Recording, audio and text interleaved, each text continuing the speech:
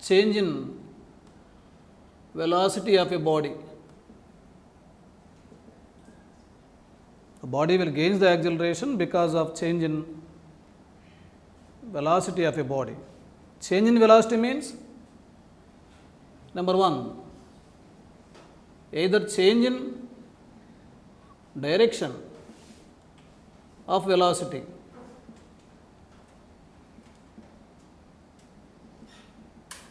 or by the change in magnitude of velocity, by the change in magnitude of velocity,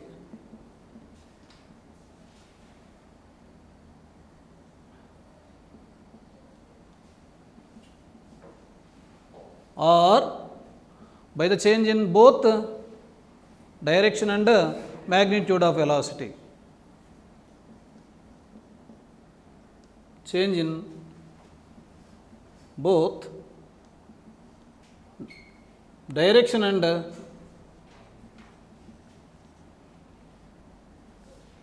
magnitude of velocity.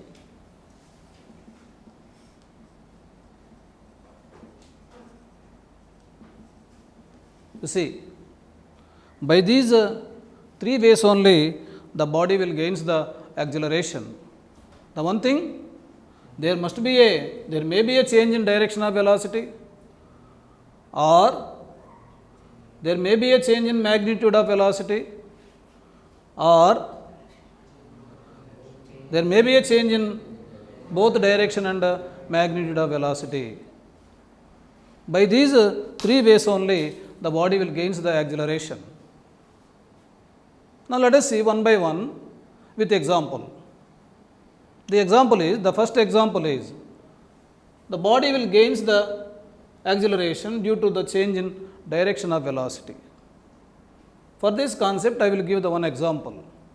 Let us take a body moving in circular path with constant speed. Let us consider a body is moving in a circular path with constant speed. At this position, the speed of the body is v. At this position also, the speed of the body is v. At this position also, the speed of the body is v. Here also, the speed is v. This is called as a uniform circular motion. Here in this example, there is a change in direction of velocity, but not the magnitude. Here the direction of velocity is changing from instant to the instant. Because of the change in direction of velocity, here this body will have the acceleration that is called as a centripetal acceleration. When the body is at this position, the body has a centripetal acceleration like this. This is centripetal acceleration. Now this acceleration is due to the change in direction of velocity only. Such an acceleration is called as a centripetal acceleration. You have the formula for centripetal acceleration, that is v square by r. V is speed of the body on the circular path, r is radius of the circular path. This acceleration is always towards the center of the circular path. Now I will give the example for the body has the acceleration due to the change in magnitude of velocity. Now for this, let us take a freely falling body. A body is dropped freely from certain height. When it is dropped from certain height, at the dropping point, initial velocity is equal to 0. As the body falls to the ground, its magnitude of velocity is increasing gradually. At this position, initial velocity u is equal to 0. At this position, let us consider its velocity is equal to, let it be velocity is 10. At this position, let it be velocity is 40. At this position, velocity is 60. Let the body strikes the ground with maximum velocity, let it be equal to 60 or 80. Here what will happen? Here there is a increase in magnitude of velocity as the body falls to the ground, increase in magnitude of velocity, but not change in direction. As the body falls to the earth, what happens here? There is an increase in magnitude of velocity, but direction is remains same. Here such an acceleration is called as tangential acceleration. Such an acceleration is called as tangential acceleration. This tangential acceleration is along the direction of velocity. So therefore, the tangential acceleration, A refers to the acceleration. Since it is along the direction of velocity, it is called as tangential acceleration. Tangential acceleration is equal to change in velocity by time. Velocity means change in magnitude of velocity by time taken. This is along the direction of velocity only. Now, I will give the one example for the change in both direction and magnitude of velocity. Now, for this, the example is the non-uniform circular motion. Non-uniform circular motion. Let us consider a body is moving in a circular path with non-uniform speed. Let the speed of the body at this instant is 10. At this instant, the speed may be 40. At this instant, the speed may be 70. At this instant, the speed may be 100 meter per second, like this. What happens to this body? What happens to this body? The both magnitude and direction of velocity is changes from instant to the instant. If the direction is changing, as well as magnitude is also changing. Because of change in direction, the body has the centripetal acceleration, and because of the change in magnitude of velocity, it also has the tangential acceleration. So such a body has both the acceleration, that is centripetal acceleration, and tangential acceleration. The centripetal acceleration is along the toward the center, and whereas tangential acceleration is along the tangent. Tangential acceleration is along the tangent. Now this is centripetal acceleration and this is tangential acceleration AT. So the contribution of acceleration due to change in direction of velocity is known as centripetal acceleration. The contribution of acceleration due to change in magnitude of velocity is known as tangential acceleration.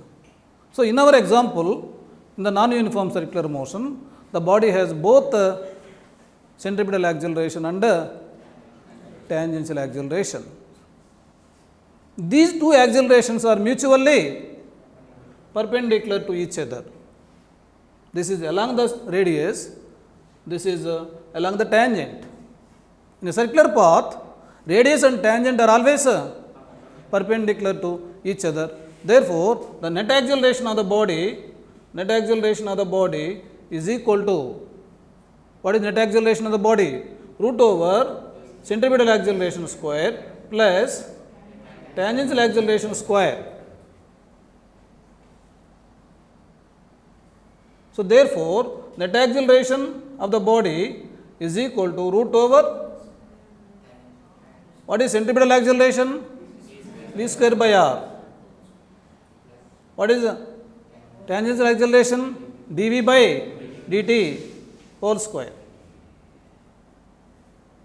This net acceleration is along the resultant direction. This is direction of net acceleration of the body. It is neither along the radius nor along the tangent. So, like this, the body gains the acceleration by three different ways. One is by the change in direction of velocity, another one is by the change in magnitude of velocity, or by the change in both magnitude and direction of velocity. Again I am repeating that the acceleration due to the change in direction of velocity is centripetal acceleration. The acceleration due to the change in magnitude of velocity is tangential acceleration. If the body has both centripetal acceleration and tangential acceleration, then net acceleration is equal to root over v square by r whole square, v square by r whole square plus dv by dt whole square. That is why the resultant force on the body in the non-uniform circular motion is along the net acceleration. In this case, the net force, in this example, first example, the net force on the body, the force on the body is equal to mass into centripetal acceleration. Since centripetal acceleration is along the radius toward the center, and this force is also along the radius toward the center, this force is called as a centripetal force. Therefore, the centripetal force on the body is equal to m into v square by r. This is always toward the center.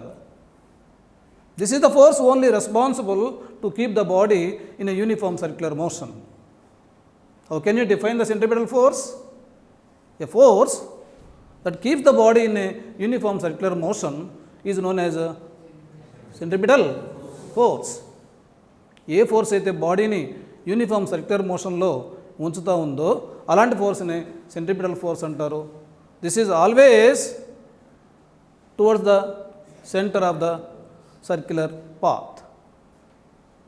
So, in this case, in the second example, the force on the body, F is equal to m into a, tangential acceleration. This force is along the direction of motion only. Tangential acceleration is along the direction of velocity, hence the force on the body is along the direction of motion. This is toward the center of the earth. Now, in this example, in the third example, the force on the body is equal to m into net acceleration. The direction of the force is along the direction of net acceleration. Here the net force on the body is neither along the direction of radius nor along the direction of tangent. It is along the direction of resultant of these two accelerations. Is it clear? So, this is the concept of acceleration. Okay. So, another thing is we will go for next concept. So, that is the distance and the displacement. Go for distance and displacement. Next the concept is distance and displacement. Regarding second year topic. So, magnetic moment of a bar magnet, capital M, magnetic moment of a bar magnet, capital M is equal to magnetic length into pole strength. Magnetic moment of a bar magnet is defined as the product of magnetic length and pole strength.